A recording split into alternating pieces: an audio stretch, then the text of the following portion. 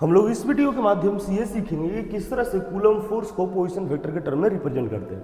तो आप समझिए कि मान लीजिए कि दो चार्ज हमने कंसिडर किया है, एक चार्ज पॉइंट Q1 और दूसरा जो चार्ज है हमने लिया वो क्या लिया है Q2। ये दोनों चार्ज इस ओरिजिन O से यहाँ तक का जो डिस्टेंस है वो मान लीजिए R पोजीशन वेक्टर। मैं थोड़ा सा यूज कर रहा हूँ ये वाला का, ताकि आपको पता चले कि ये जो पोजीशन वेक्टर ऑफ Q1 है वो कितना है R1 और इस वाले का पोजीशन वेक्टर क्या है R2। तो अगर मान लो कि ये पोजीशन वेक्टर R1 है और पोजीशन वेक्टर R2 है और ये वेक्टर का ऊपर में साइन है। अब इसमें हम लोग समझेंगे कि ये जो चार्ज Q1 पर जो फोर्स लगाएगा कौन Q2 वो किधर लगाएगा। तो दोनों को लाइक चार्जेज हैं, दूसरे को रिपेल करेंगे। रिपेल करेंगे तो फोर्स रिपेल करो या अट्रैक्शन करो। बात ऐसा है कि इसमें सोचेंगे कैसे हम लोग कि जब Q1 पे फोर्स लगेगा किसके चलते 2 के चलते, तो मान लीजिए कि ये रिपेल कर रहा है तो इस तरफ, तो फोर्स जो है मेरा होगा आपका Q1 पे किसकी वजह से Q2 की वजह से। तो आप इसको इस तरह लिखेंगे, तब जो आपका हुआ कि इधर से फोर्स इधर लगा। आप डायरेक्शन आप बात समझ पा रहे हो चीज़ों को। तो मान लीजिए कि जो डायरेक्शन फोर्स का ये इधर है, तो आप इसको लिख सकते हैं R2 से 1 की ओर और ये डायरेक्शन हुआ फोर्स का। बात आ रही समझ में? तो आप इस चीज़ को समझें बहुत बेहतर तरीके से कि ये वह पूरा मेरा सिस्टम। अब हम चाहते हैं कि उसको इक्वेशन को लिखें, तो force on 2 due to the Q1 charge के लिए निकालें। तो इसमें तो हम थोड़ा सा चेंज कर दे रहे हैं, ये मैंने पहले लिख रखा था ताकि आपका समय बचे। तो मैं यहाँ पर ये जो Q2 है, ये जो Q1 है मैं बदल दूंगा। देखिए बात ऐसा है कि force on charge 1 due to 2, ये जो फोर्स लगेगा तो फोर्स किस पे लग रहा है 1 पे लग रहा है। किसकी वजह से लग रहा है? तो 2 की वजह से लग रहा है। तो इसको लिखते कैसे आप समझिएगा। तो जो F जो है मेरा force on Q1 due to Q2 आप ऐसे लिखेंगे। जो कूलम का जो फोर्स होता है वो होता है क्या Q1 and Q2 by R का स्क्वायर। ये R का स्क्वायर क्या है कि ये दोनों Q1 Q2 के बीच का डिस्टेंस क्या है। तो Q1 और Q2 बीच का डिस्टेंस R21 हमने लिखा है, तो यहाँ पर हम रखेंगे R21 और इसका सिर्फ मैग्नीट्यूड लेंगे हम लोग। तो R21 का मैग्नीट्यूड लीजिएंगे और इसका स्क्वायर करेंगे। बात आ रही समझ में? अब यहाँ जो पोजीशन वेक्टर जो रिप्रेजेंट करेगा इस वेक्टर के डायरेक्शन को, तो पोजीशन वेक्टर ये रहा R से। R का पोजीशन वेक्टर क्या है? पोजीशन वेक्टर 2 से लेकर 1 की तरफ है। 2 से लेकर 1 Q2 चार्ज से Q1 के तरफ है हमारा ये Q2 से Q1। तो आप यहाँ देंगे Q2 से Q1, ये मेरा पोजीशन वेक्टर हुआ। अब इसको पूरा वेक्टर फॉर्म में कैसे लिखेंगे, इस चीज़ को समझने के लिए हम लोग नेक्स्ट लाइन जाते हैं। तब से पहले आप यहाँ समझ लें थोड़ा सा बहुत ये बात को कि जो R21 है, ये R21 आपने वेक्टर में पढ़ा होगा कि ये जो पोजीशन वेक्टर आप देख रहे हैं R2 का ये वेक्टर बता रहा है, R1 का ये वेक्टर बता रहा है। अगर हमको चाहिए रिजल्टेंट की बताइए कि ये जो दोनों के बीच का सेपरेशन है क्या in terms of the force 1 2, तो कैसे फाइंड करेंगे। तो आप देख पा रहे होंगे पहले जब आप लोग जब पढ़ोगे 11 में, तो ये अगर वेक्टर A है, वेक्टर A का डायरेक्शन है और ये वेक्टर B का डायरेक्शन है, ये वेक्टर B का डायरेक्शन है, इन दोनों का रिजल्टेंट वेक्टर ये होता था यहाँ से, है ना, ऐसे फाइंड करते थे। ये हमारा रिजल्टेंट वेक्टर, और जो रिजल्टेंट होता था ये R वो होता है vector A plus vector B का सम, है ना। तो आप यहाँ पर इसको ये समझ लीजिए। अब इस बात को समझ पाए? ठीक है। जब इस बात को समझ गए तो हम इसको डिलीट करके आपको हम वो चीज़ समझा रहे हैं जो यहाँ पर मौजूद है। अब देखिए ये ओरिजिन पॉइंट है, तो यहाँ से तो अरे यार ये कैसे हट गया फिर। तो ये ओरिजिन पॉइंट है, यहाँ से लेकर ये वेक्टर यहाँ गई, फिर वापस इधर गई। ये दोनों ऑर्डर में, ये आपका अपोजिट ऑर्डर में है। तो अपोजिट जो ऑर्डर वाले होते हैं ऐड होते हैं, और जो अपोजिट होता है वो रिजल्टेंट होता है। तो रिजल्टेंट यहाँ पर रिजल्टेंट क्या हो गया R1 इज इक्वल टू क्या होगा R2 प्लस R21। तो हो जाएगा R2 प्लस R21, ये वेक्टर आएगा। हमको चाहिए क्या? हमको चाहिए R21। तो R21 जो फाइंड करेंगे इसको इस तरफ लाएंगे, तो हो जाएगा R1 वेक्टर माइनस R2, ये इज इक्वल टू R21 और ये आपका वेक्टर। बात आ रही समझ में सब सारे? तो ठीक है। फिर तो आप अब चीज़ों को यहाँ पुट कर सकते हैं, R21 को यहाँ पर पुट कर सकते हैं। ये R21 का यूनिट वेक्टर है।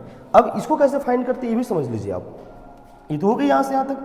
अब आप ऐसे समझिए कि कोई वेक्टर A है मान के चलिए, और वेक्टर A का एक मैग्नीट्यूड होता है और इसके यूनिट डायरेक्शन इसके डायरेक्शन को बतलाने के लिए होता है। हमको अगर यूनिट वेक्टर फाइंड करना होता है तो ओरिजिनल वेक्टर जो है और उसी वेक्टर का मैग्नीट्यूड से इसको डिवाइड करते हैं, तो हमको क्या मिलता है? Unit vector. तो सेम टू सेम यहाँ पर वो भी चलिए कि समझिए कि ये जो वेक्टर है मेरा, ये मेरा ओरिजिनल वेक्टर, इसका मैग्नीट्यूड कैसे फाइंड करेंगे वो चीज़ समझिए। तो मैं इसको थोड़ा सा साइड कर दे रहा हूँ ताकि आप इसको रिलेट कर पाएँ इसको यहाँ पर, और मैं उसको यहाँ पर लिख रहा हूँ कि अगर मान के चलिए कि R21 का आपको यूनिट वेक्टर चाहिए, तो R21 का मैग्नीट्यूड, R21 का ओरिजिनल वेक्टर क्या है, तो ये रहा R1 माइनस R2, ये मेरा ओरिजिनल वेक्टर रहा। इसके मैग्नीट्यूड क्या होगा, तो R1 माइनस R2 का जो मैग्नीट्यूड होगा, इसके मोड निकाल देंगे तो मैग्नीट्यूड आ जाएगा। तो आपका ये मैग्नीट्यूड जिससे डिवाइड करेंगे तो हमको क्या मिलेगा, R21 वेक्टर। तो आप ये वाला टर्म जो है समझ गए होंगे।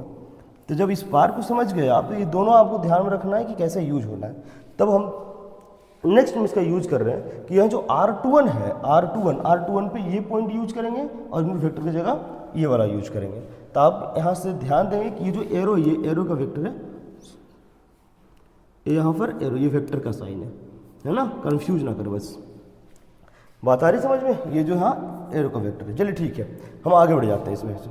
अब हम लोग नेक्स्ट पेज में देखेंगे तो F21 जो आपका आया था, F21 जो वेक्टर था वो K Q1 Q2 by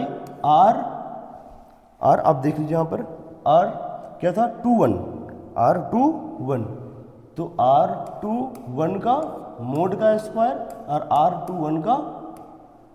R21 का मैग्नीट्यूड का। तो F जो 21 निकल के आएगा आपके सामने हो जाएगा Q1 Q2 और डिवाइड बाय, इसके में क्या होगा, तो R1 माइनस R2 का मोड फिर इसका स्क्वायर। तो ये आपका आ गया वेक्टर के रूप में। अब आते जो ये जो यूनिट वेक्टर है वो क्या था, R1 माइनस R2 का अपना ओरिजिनल वेक्टर को हम लोग डिवाइड कर रहे थे इसके मैग्नीट्यूड से। R1 माइनस R2 के मैग्नीट्यूड से हम लोग जो डिवाइड कर रहे थे, हमको ये मिला था।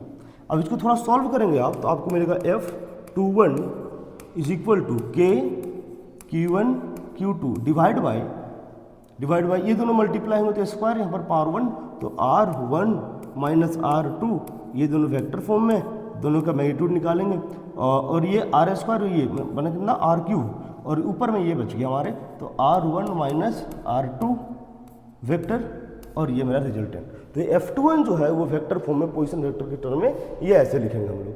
आप बात समझ पा रहे हैं। उसी सेम टू सेम अगर आप देखें कि अगर फोर्स एंड द फोर्स 21 अगर रहा, 12 रहा, फोर्स 12 कहने मतलब क्या हुआ, फोर्स 12 में क्या हुआ कहने का मतलब, आप इस बात को समझ ले पहले।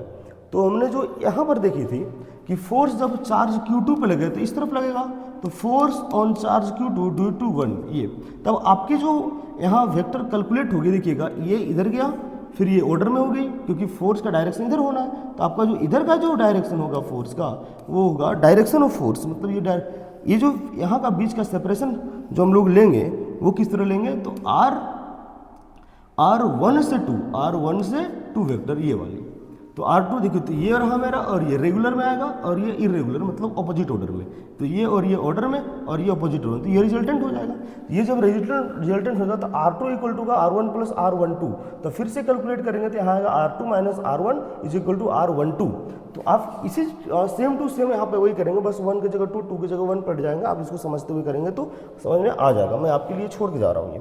तो जब सिमिलरली यहाँ पर जब आप पुट करेंगे तो F21 जो निकल के आएगा Q1 Q2 बाई R21, आपका R21 कहने का मतलब है कि यहाँ 12 था, R2 माइनस R1 हो जाएगा, यहाँ पर R2 माइनस R1 का मोड का Q, और फिर आपका आएगा R2 माइनस R1 आपके ये रहे मोड का वेक्टर।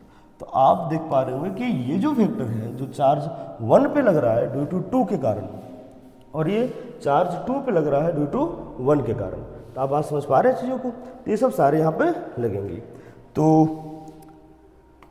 आई होप ये बात आप समझ पा रहे होंगे। तो यहाँ पर भी अगर आप देखिए कि ये दोनों फोर्स इक्वल एंड अपोजिट है, जैसे कि इक्वेशन 1 मान लीजिए कि मैं ये वाले पूरे को इक्वेशन 1 मान लेता हूँ, यहाँ से यहाँ तक का पूरा सिस्टम को आप इक्वेशन 1 मान लीजिए और ये पूरा मान लीजिए इक्वेशन 2।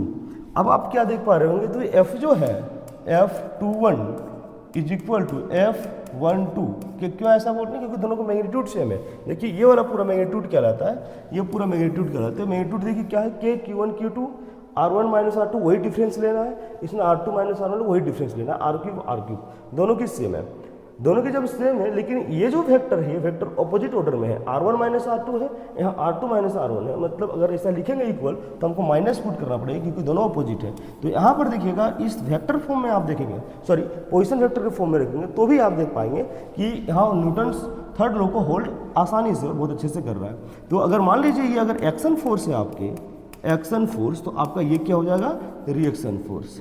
बात आप समझ पा रहे हैं चीज़ों को, तो एक्शन और रिएक्शन दोनों मौजूद है। It is hold good for the Newton's third law. I hope इस पूरे लेक्चर को आप समझ पाए होंगे। यहाँ तक बने रहिएगा। Thank you, have a nice day.